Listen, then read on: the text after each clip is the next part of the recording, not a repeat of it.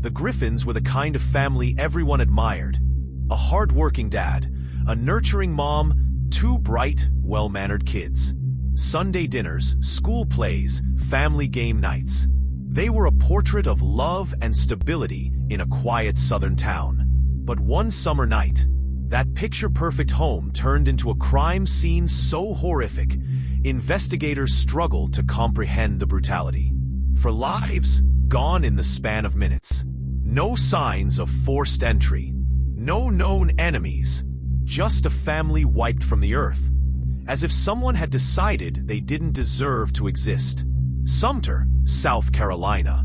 A town known more for its quiet southern charm than for bloodshed.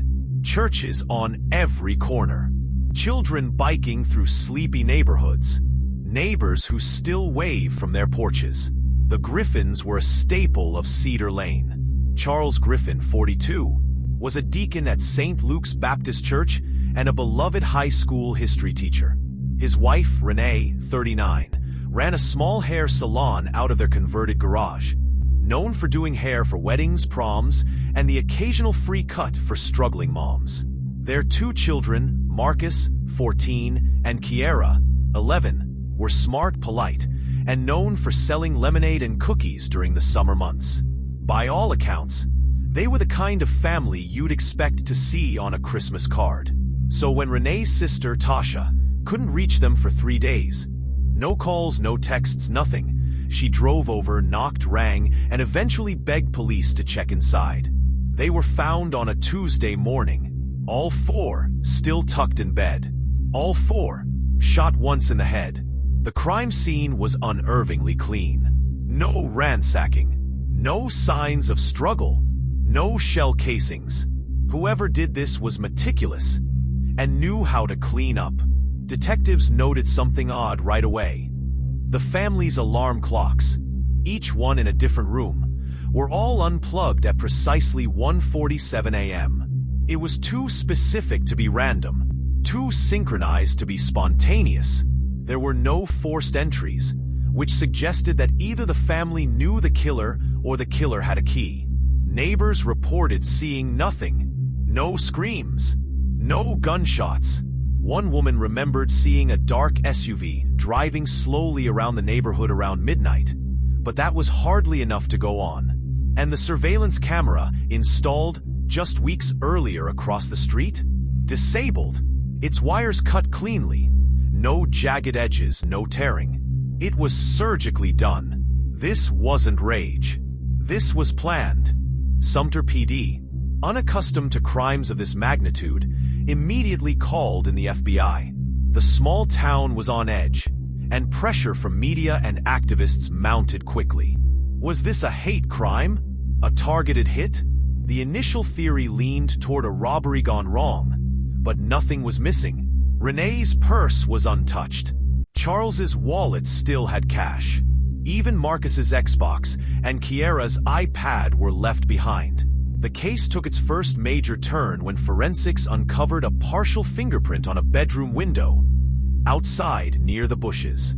It didn't match anyone in the home. It was quickly run through Cody's.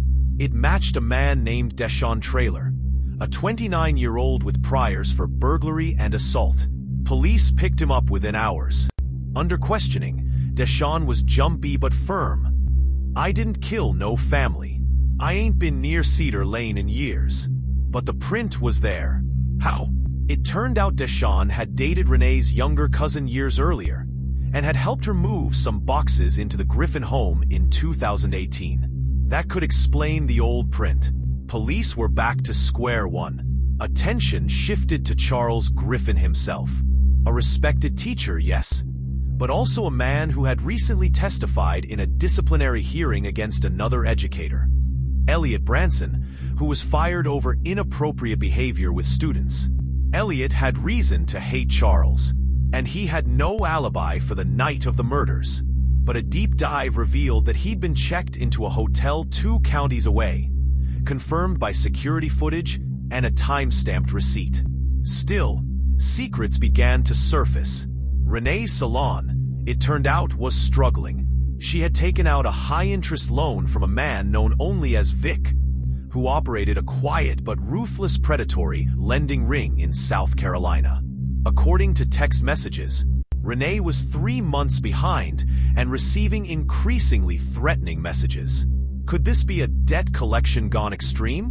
When police tracked Victor Singleton, they found a man with a long criminal history but no direct tie to the murders. His alibi? At a casino in Georgia that night.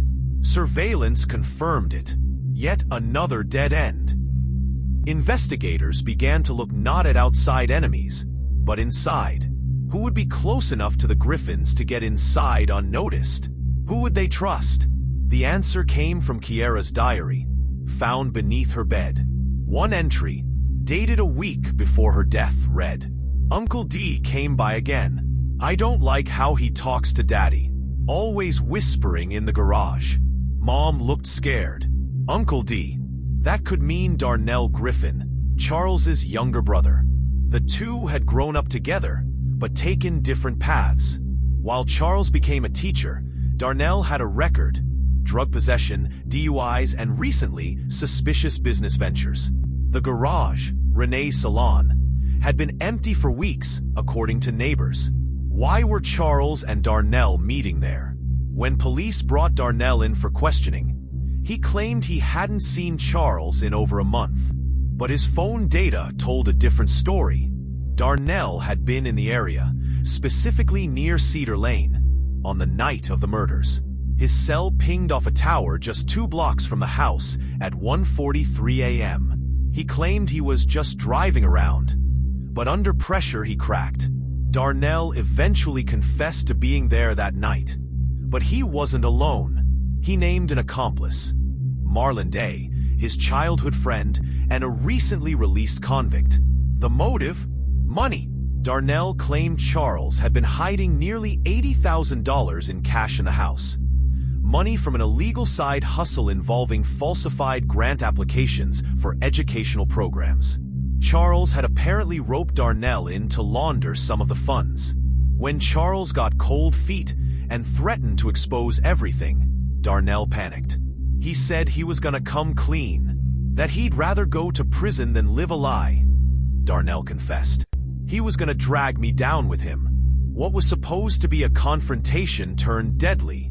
Marlon brought a gun. Things escalated. Charles resisted, and in the panic, they killed them all to leave no witnesses. But what about the alarm clocks?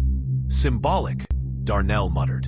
Charles used to say, "Everything can change in a minute."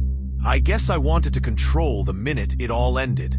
Both Darnell and Marlon were charged with 4 counts of first-degree murder. They were sentenced to life without parole. The community was shattered. A family admired by many, destroyed from within. The Griffins were mourned in a candlelight vigil attended by over 700 people. Teachers, students, neighbors, strangers.